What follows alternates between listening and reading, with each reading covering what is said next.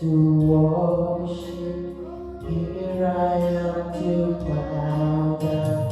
Here I am to say that you're my God.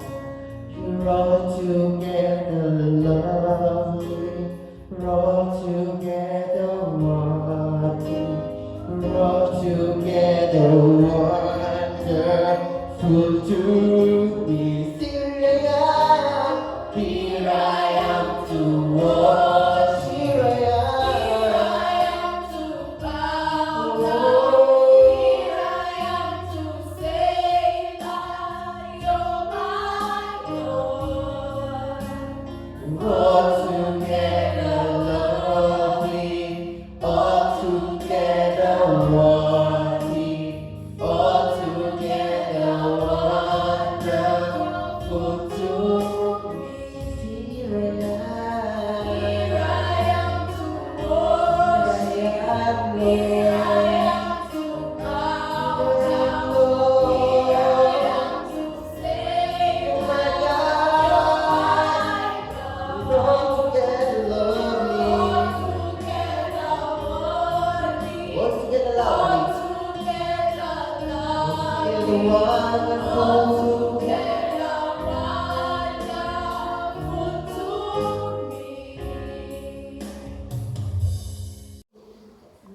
Bwana Yesu asifiwe. Bwana Yesu asifiwe kanisa. Asante, ningetaka kuwakaribisheni nyote katika ibada yetu ya siku ya leo ambayo ni siku ya Sunday ya Pentecost. Bwana Yesu asifiwe. Na tuombe. Baba yetu na Mungu wetu, katika jina la Yesu Kristo, tuna kila sababu ya kukushukuru. Ni kwa sababu wewe ni Mungu wetu. Wewe ndiwe tu Baba yetu ambaye ni kimbilio letu na hata tegemeo letu. Wakati wote umekuwa Mungu wetu, nasi twazidi kuliinua jina lako, kulisifu, kulitukuza, tukisema hakuna jina lingine likuu kuliko jina lako Mwokozi. Mbele zako tunanyenyekea mchana wa leo Baba, tukiomba ukatusamehe dhambi zetu ambazo tunatenda kinyume na mapenzi yako, tukijua na mengine bila kujua, Mungu wetu, na ili dua zetu zikaweza kukubalika mbele zako. Mungu wetu, tusamehe, ni kwa sababu wewe ni Mungu. Tupe kibali mbele zako na mbele ya macho ya watu wako, Mungu wetu, ili Bwana, kwa yote ambayo tutakayotenda katika nyumba yako Bwana, ikawe ni kwa ajili ya utukufu wa jina lako. Tunaomba Mwenyezi Mungu ukatutangulie katika kila jambo. Hatutaweza jambo lolote bila wewe, Mungu wetu, na hivyo basi tuomba uwe pamoja na kila mmoja wetu ndani ya mioyo yetu. Baba Mungu, jitwalie sifa zako, na ni katika jina la Yesu tumeomba na hata kuamini. Amen. Bwana Yesu apewe sifa.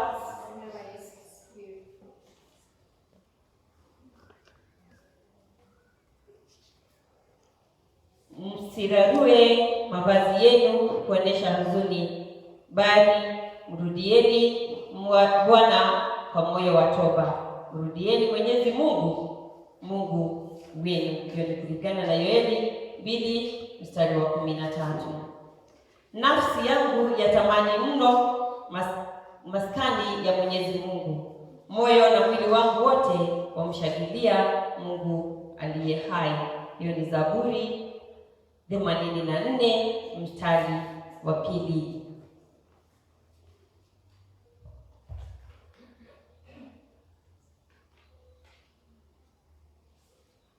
Bwana Yesu akae nanyi.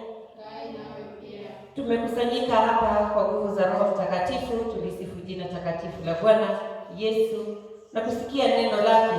Tumekuja kushirikiane habari njema za utukufu na neema zake, pia kuombea mahitaji yetu na ya wanaoteseka kote duniani. Kadhalika tufurahi katika pendo na amani yake. Tu warithi wa baraka za Mungu, tukisema kwamba hatuna dhambi, tunajidanganya wenyewe na ukweli haumo ndani yetu. Lakini tukiziungama dhambi zetu kwa toba na tumaini, Mungu ni mwaminifu na wa haki, naye atatusamehe dhambi zetu na kututakasa uovu wote. Kwa hiyo na tuungame mbele za Baba yetu wa mbinguni.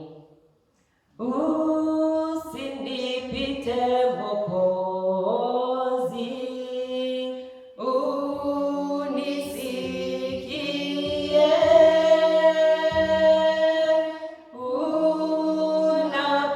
unapozuru wengine,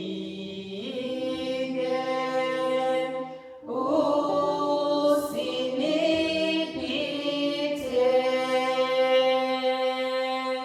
Yesu, naomba unisikie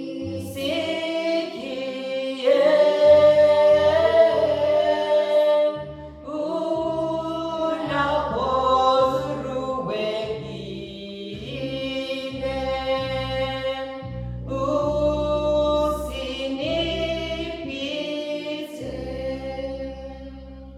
Kipengele cha tatu, wote pamoja. Baba uishie milele, Mungu wa wazazi wetu wa kale, mbele zako vitu vyote vinatetemeka, bali kupitia kwa mwanao tukaribia kiti chako cha enzi. Tumeasi na kukataa kutenda mema, mioyo yetu imelemewa na dhambi. Turehemu ee Bwana, usituhesabie makosa yetu, tujalie furaha ya msamaha na utuangazie mioyoni mwetu utukufu wa yeye aliyekufa na kufufuka kwa ajili yetu, Yesu Kristo Bwana wetu. Amen. Bwana mwenye rehema, tujalie msamaha wa dhambi zetu na amani, tuwe huru kutumikia kwa Yesu Kristo Bwana wetu. Amen. Wamebarikiwa wakao nyumbani mwako, Bwana. Bwana Yesu asifiwe. Tusimame kwa ajili ya utukufu. Utukufu uwe kwa Baba aliye asili ya vitu vyote, kwa Mwana aliyefanyika mwanadamu, utukufu kwa Roho Mtakatifu mwenye kutuhuisha, Bwana na Mungu wetu milele. Haleluya. Tusimame kwa ajili ya Zaburi.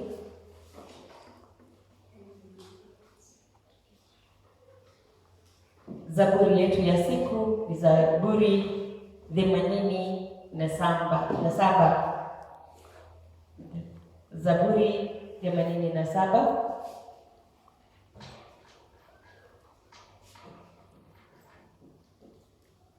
Msingi wake uko juu ya milima mitakatifu.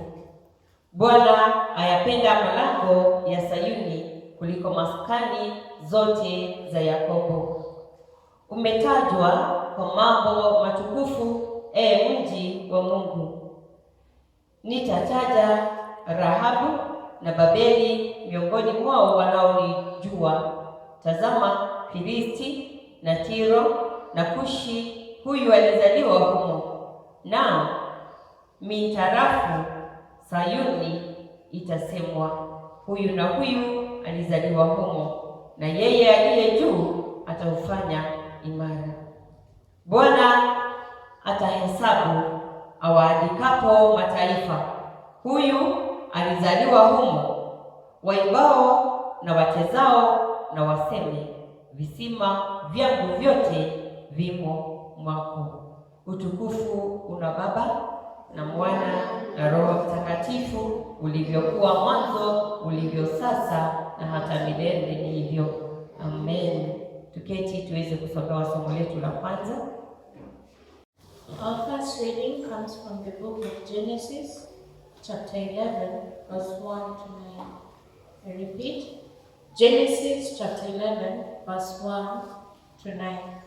And I shall read. Now the whole world had one language and a common speech. As men moved eastward, they found a plain in Shinar and settled there. They said to each other, "Come, let's make bricks and bake them thoroughly." They used brick instead of stone and bitumen for mortar. Then they said, "Come, let us build ourselves a city with a tower that reaches to the heavens, so that we may make a name for ourselves and not be scattered over the face of the whole earth." But the Lord came down to see the city and the tower that the men were building. The Lord said, If as one people speaking the same language, they have begun to do this, then nothing they plan to do will be impossible for them. Come, let us go down and confuse their language, so they will not understand each other. So the Lord scattered them from there over all the earth, and they stopped building the city. That is why it was called Babel, because there the Lord confused the language of the whole world. From there the Lord scattered them over the face of the whole earth. And that is the word of the Lord. Thanks be to God. Ambalo linatoka katika kitabu cha Matendo ya Mitume, Matendo ya Mitume 10 kutoka mstari wa 34 hadi wa 48. Acts of Apostles 10, chapter number 10, from verses 34 to 48. Petro akafungua kinywa chake akasema, hakika natambua ya kuwa Mungu hana upendeleo, bali katika kila taifa mtu amchaye na kutenda haki hukubaliwa na yeye. Neno lile alilowapelekea wana wa Israeli, akihubiri habari njema ya amani kwa Yesu Kristo, ndiye Bwana wa wote. Jambo lile ninyi mmelijua, lililoenea katika Uyahudi wote, likianzia Galilaya, baada ya ubatizo aliyohubiri Yohana, habari za Yesu wa Nazareti, jinsi Mungu alivyomtia mafuta kwa Roho Mtakatifu na nguvu, naye akazunguka huko na huko akitenda kazi njema na kuponya wote walioonewa na Ibilisi, kwa maana Mungu alikuwa pamoja naye. Nasi tu mashahidi wa mambo yote aliyoyatenda katika nchi ya Wayahudi na katika Yerusalemu, ambaye walimuua wakamtundika mtini. Huyo Mungu alimfufua siku ya tatu, akamjalia kudhihirika, si kwa watu wote, bali kwa mashahidi waliokuwa wamekwisha kuchaguliwa na Mungu, ndiyo sisi tuliokula na kunywa pamoja naye baada ya kufufuka kwake kutoka kwa wafu. Akatuagiza tuwahubiri watu na kushuhudia ya kuwa huyu ndiye aliyeamriwa na Mungu awe mhukumu wa walio hai na wafu. Huyo manabii wote humshuhudia ya kwamba kwa jina lake kila amwaminie atapata ondoleo la dhambi. Petro alipokuwa akisema maneno hayo, Roho Mtakatifu akawashukia wote waliolisikia lile neno, na wale waliotahiriwa walioamini wakashangaa. Watu wote waliokuja pamoja na Petro, kwa sababu mataifa nao wamemwagiwa kipawa cha Roho Mtakatifu, kwa maana waliwasikia wakisema kwa lugha na kumwadhimisha Mungu. Ndipo Petro akajibu, ni nani awezaye kuzuia maji hawa wasibatizwe, watu waliopokea Roho Mtakatifu vile vile kama sisi? Akaamuru wabatizwe kwa jina lake Yesu Kristo. Ndipo wakamsihi azidi kukaa siku kadhaa wa kadha. Na hilo ndilo neno la Bwana.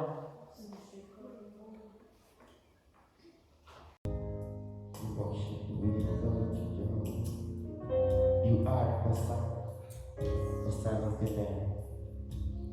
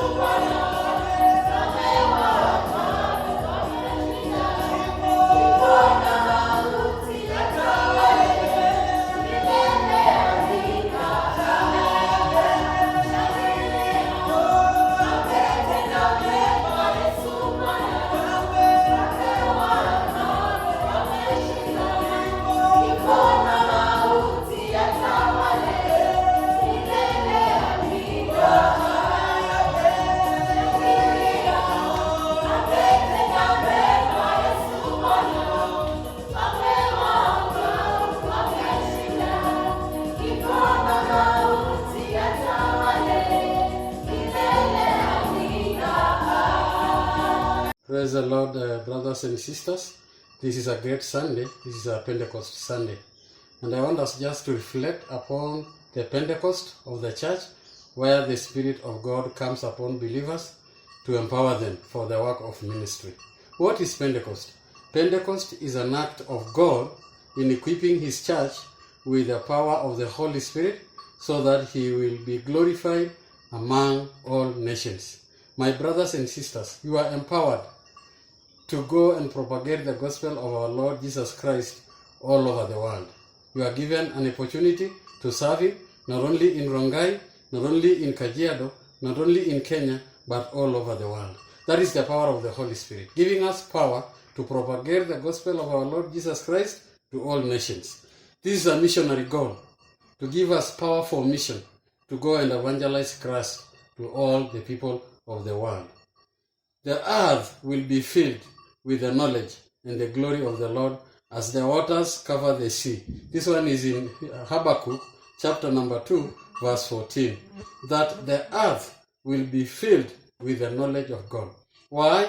Why? Because we agree to do the work of God and to leave our comfort zones to propagate the word of God to the nations and to the people of the world. There are people out there who are waiting for each one of us, who are waiting for you, who are waiting for me to go and evangelize to them. Let us look about 2 or 3 points that I have here to think about the Pentecost Sunday that we are celebrating today. Point number 1, this is the formation of the church. This is the beginning of the church. This is when Christ Himself empowered His people to begin the church here on earth. When He left and went to heaven, He has given power for us to build His church here on earth. There is a Jewish concept here in the Pentecost. Remember the Jewish feast of the Pentecost, which coincided with the God's outpouring of the Holy Spirit on disciples on that great day. When Jesus Christ came to His disciples, there was a notion. Jesus was a Jew. And in the Jews, there are quite a number of celebrations that were there, that the feast that was celebrated by the community of Jewish people. First celebration was celebrated in spring, the celebration of Israelites' deliverance from Egypt. The ministry of deliverance from Egypt was just an amazing God act, delivering them from the land of slavery in Egypt to the land full of honey and milk in Canaan. That was the first feast of the Jewish community, the celebration of the Israelites' deliverance. What about us? How can we celebrate our deliverance ourselves? Christ has brought us from afar to where we are now, just to serve Him and to give us power to continue serving Him here on earth. Celebration number 2 was the Feast of the Unleavened Bread during the Jewish culture. Celebration of the Jewish Feast of Unleavened Bread. And number 3, the Pentecost. This was known as the Feast of Weeks, which occurred after 50 days. This is 7 days. 49 plus 1 was the year of Jubilee, whereby the Passover of God was celebrated upon. This was a great time for Israelites to give the Lord their offertory, their first fruits, the fruits to their firstborns, the fruit for their land. And even it was a time where they fast and leave the land to rest for a particular moment so that the land will become fertile again. But it's an opportunity to give God the first fruit, especially the first fruit of their grain. What they harvest from their chambers, they are able to give their God. Brothers and sisters, when we reflect upon the readings in Acts chapter 2, we see Peter was commanded by the Holy Spirit, was commanded by God in that book of Acts to build God's church. And the gates of hell will not prevail anymore. When we build God's church, and God's church is not building, God's church is in our hearts. God's church is the people of God out there. And when we build them, then the gates of hell will never prevail. Even now, our time, when we propagate the gospel of our Lord Jesus Christ and build His church among His people, then the gates of hell, the work of the devil, will be defeated here on earth. Another point which is important is that our main purpose here on earth, as servants of God, as Christians, as followers of Christ, is not only to please ourselves. It's not just to bring happiness among ourselves. But our main focus should be spreading the knowledge of God to the nations, beginning from our own Jerusalem, according to Acts chapter number 2. Your family is important for you to begin your ministry. Your family is important for you to begin your mission as we go over to the world. Our Jerusalem is important. Our Jerusalem is great as we begin our ministry. We cannot propagate gospel in Rongai while our families are not evangelized yet. It is us to take focus that we need to propagate our gospel from our Jerusalem, from where we live, to the nations of the world. Brothers and sisters, the Holy Spirit is an important element in our Christian belief. Remember, kwamba we have the Trinity of God. The Trinity, God the Father, God the Son, and God the Holy Spirit. So the Holy Spirit is a third person of the Trinity of God. And this Spirit of God empowers us for serving God. We are, however, commanded to be filled with the Spirit of God so that we can be able to advance the gospel of Christ. And as I finish, there are important things that we need to reflect in our lives. Point number 1, we need the Holy Spirit to give us gifts. And that one is recorded in 1 Corinthians chapter number 12. Each one of us is given a talent so that we are a body of Christ and we need as a body to work in unity. And each one of you is given a talent to propagate the gospel of Christ in us. If you are given one, then my brother and sister, make use of it. Make use of your talent in the church. Make use of your talent in the community so that we'll be able to go there. And therefore, let us focus on God's glory in all things. Let us focus God in our lives. Let us focus God in our ministry. Let us also have passion that all the nation will glorify God through the gospel. We only can be able to advance the gospel if we have passion with it. Let us have passion in it so that all the people starting from Jerusalem to the end of the world will be evangelized. Let us also become dependent on the Holy Spirit. There is nothing that we can succeed in this ministry without the filling of the Holy Spirit. It is paramount in our lives, and we need to allow the Holy Spirit to work in us. The final point, let us desire to bear witness for what the Holy Spirit of God has done into our lives. How can you evangelize the power of the Holy Spirit to other people while you yourself, you are not feeling it in your own life? You cannot manifest it in your own life. You cannot minister it in your own lives. Brothers and sisters, this is a great day. This is a great, let us allow the Holy Spirit of God to come down and manifest in us so that we can manifest others, we can be able to change others. May God bless you as you continue to serve Him. May God be with you as you continue to advance the power of the Holy Spirit among the nations. In the name of God the Father, the Son, and the Holy Spirit. Amen. Wakristo twasimama pamoja na Wakristo wa karne zote duniani kote fikiri imani yetu kwa maneno ya imani ya mitume pamoja na mwamini Mungu Baba mwenye enzi, Mungu wa mbingu na nchi, na Yesu Kristo mwana wake wa pekee, Bwana wetu aliyechukuliwa mimba kwa uwezo wa Roho Mtakatifu, akazaliwa na Bikira Mariamu, akateswa wakati wa utawala wa Ponto Pilato, akasulubiwa, akafa na akazikwa, akashuka kwa wafu. Siku ya tatu akafufuka kutoka kaburini, akapaa kwenda mbinguni, na sasa ameketi mkono wa kuume wa Mungu Baba mwenye enzi. Kutoka huko atakuja tena kwa hukumu watu walio hai na waliokufa. Na mwamini Roho Mtakatifu, kanisa takatifu ulimwenguni kote, ushirika wa watakatifu, msamaha wa dhambi, ufufuo wa mwili na uzima wa milele. Amen. Bwana Yesu akae nanyi. akae nawe pia. Kipengele cha 19 pamoja.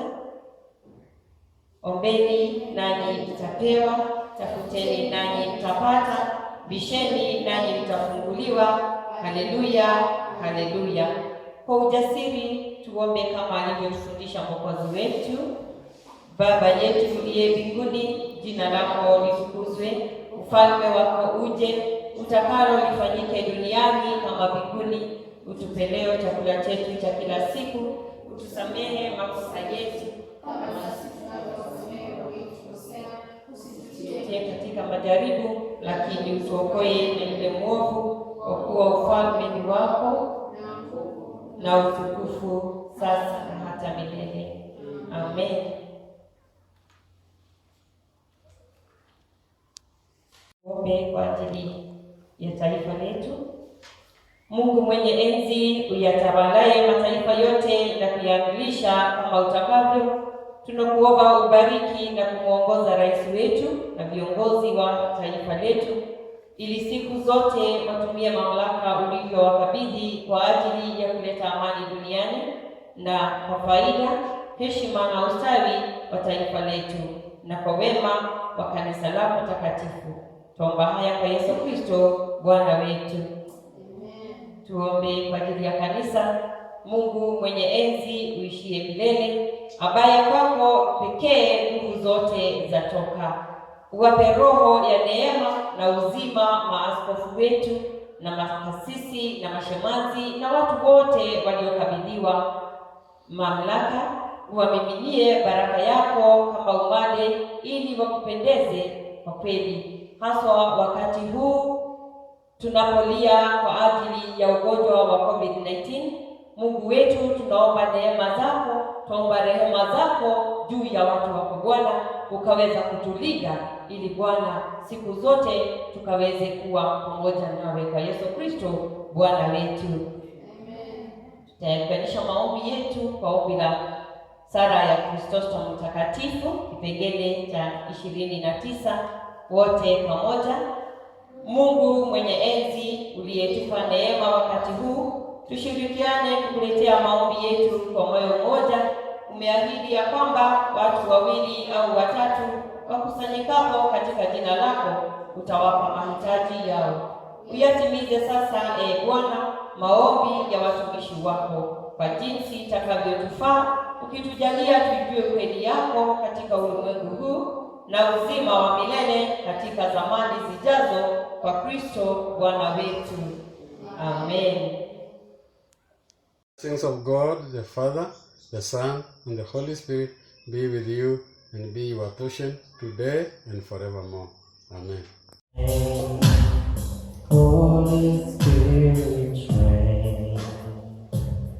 We welcome you to come and reign.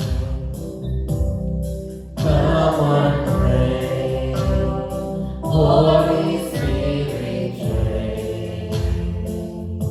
We welcome you to come and reign. Come and reign.